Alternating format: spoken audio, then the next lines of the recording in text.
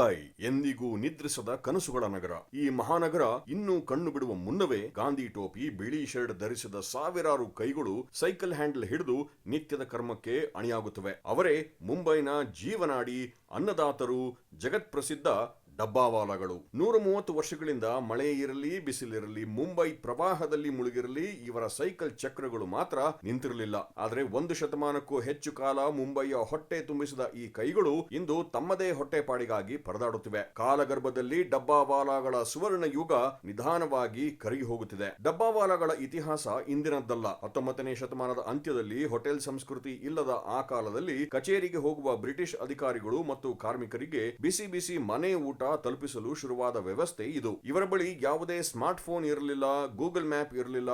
ಬಣ್ಣದ ದಾರಗಳು ಮತ್ತು 6 ಅಕ್ಷರಗಳ ಕೋಡ್ ಭಾಷೆಯೇ ಇವರ GPS. ಪ್ರತಿದಿನ ಲಕ್ಷಾಂತರ ಡಬ್ಬಿಗಳನ್ನು ಒಮ್ಮೆಯೂ ವಿಳಾಸ ತಪ್ಪದೆ ನಿಖರವಾಗಿ ತಲುಪಿಸುತ್ತಿದ್ದ ಇವರ ಕಾರ್ಯವೈಖರಿಗೆ ಅಮೆರಿಕದ ಹಾರ್ವರ್ಡ್ ಬಿಸಿನೆಸ್ ಸ್ಕೂಲ್ ಕೂಡ ಬೆರಗಾಗಿ ಅಧ್ಯಯನ ನಡೆಸಿತ್ತು. ಬ್ರಿಟನ್ನ ರಾಜ ಕಿಂಗ್ ಚಾರ್ಲ್ಸ್ ಖುದ್ದಾಗಿ ಬಂದು ಇವರ ಬೆನ್ನು ತಟ್ಟಿ ಹೋಗಿದ್ರು. ಆದರೆ ಕಾಲಚಕ್ರ ಉರುಳಿದಂತೆ ಎಲ್ಲವೂ ಬದಲಾಯಿತು. 2020ರಲ್ಲಿ ಅಪ್ಪಳಿಸಿದ ಕೊರೋನಾ ಮಹಾಮಾರಿ ಈ ಐತಿಹಾಸಿಕ ವ್ಯವಸ್ಥೆಯ ಬುಡವನ್ನೇ ಅಲುಗಾಡಿಸಿತು. ಗಿಜಿಗುಡುತ್ತಿದ್ದ ಕಚೇರಿಗಳು ಬಿಕೋ ಎನ್ನತೊಡಗಿದವು. ವರ್ಕ್ ಫ್ರಮ್ ಹೋಮ್ ಎಂಬ ಹೊಸ ಸಂಸ್ಕೃತಿ ಶುರುವಾಯಿತು. ಇದರ ಬೆನ್ನಲ್ಲೇ ಸ್ವಿಗ್ಗಿ, ಝೊಮ್ಯಾಟೋದಂತಹ ಆಪ್ಗಳು, ಕ್ಲೌಡ್ ಕಿಚನ್ಗಳು ಮುಂಬೈಯ ಗಲ್ಲಿ ಗಲ್ಲಿಗಳನ್ನು ಆಕ್ರಮಿಸಿದವು. ಕೇವಲ 2,000 ರೂಪಾಯಿಗೆ ತಿಂಗಳಿಡೀ ಊಟ ತಲುಪಿಸುತ್ತಿದ್ದ ಡಬ್ಬಾವಾಲಾಗಳ ಸೈಕಲ್ ವೇಗ ಡಿಜಿಟಲ್ ಜಗತ್ತಿನ ವೇಗದ ಮುಂದೆ ಮಂಕಾಗತೊಡಗಿತು. 2018ರಲ್ಲಿ 4,500ದಷ್ಟಿದ್ದ ಡಬ್ಬಾವಾಲಾಗಳ ಪಡೆ ಇಂದು ಕೇವಲ 1,500ಕ್ಕೆ ಕುಸಿದು ಹೋಗಿದೆ. ಅಂಕಿ ಅಂಶಗಳಾಚೆ ಇಲ್ಲಿ ಕರಗಿ ಹೋಗುತ್ತಿರುವುದು ನೂರಾರು ಕುಟುಂಬಗಳ ಬದುಕು. ಮುಂಬೈನ ಗಲ್ಲಿಗಳಲ್ಲಿ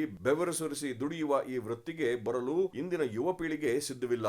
ಎಲ್ಲರಿಗೂ ಹವಾನಿಯಂತ್ರಿತ ಕಚೇರಿ, ಕೈತುಂಬಾ ಸಂಬಳ ಬೇಕಿದೆ. ಡಬ್ಬಾವಾಲಾಗಳ ಸಂಘವು ಅಳಿದುಳಿದವರನ್ನು ಉಳಿಸಿಕೊಳ್ಳಲು ಹೊಸ ಶಿಫ್ಟ್ ವ್ಯವಸ್ಥೆಯ ಮೊರೆ ಹೋಗುತ್ತಿದೆ. ಆದರೆ ಪ್ರಶ್ನೆ ಅದಲ್ಲ. ಒಂದು ಕಾಲದಲ್ಲಿ ಮುಂಬೈನ ಪ್ರತಿ ಮಿಡಿತಕ್ಕೂ ಉಸಿರಿಗೂ ಬೆಸೆದುಕೊಂಡಿದ್ದ ಈ ಡಬ್ಬಾವಾಲಾಗಳ ಸಂಪ್ರದಾಯ ಇನ್ನು ಎಷ್ಟು ದಿನ ಉಳಿಯಬಲ್ಲದು? ಆಧುನಿಕತೆಯ ಈ ಮಹಾಪೂರದಲ್ಲಿ 130 ವರ್ಷಗಳ ಈ ಹೆಮ್ಮೆಯ ಇತಿಹಾಸ ಕೇವಲ ನೆನಪಿನ ಪುಟಗಳಾಗಿ ಮಾತ್ರ ಉಳಿದು ಬಿಡುತ್ತದಾ? ಕಾಲವೇ ಉತ್ತರಿಸಬೇಕು.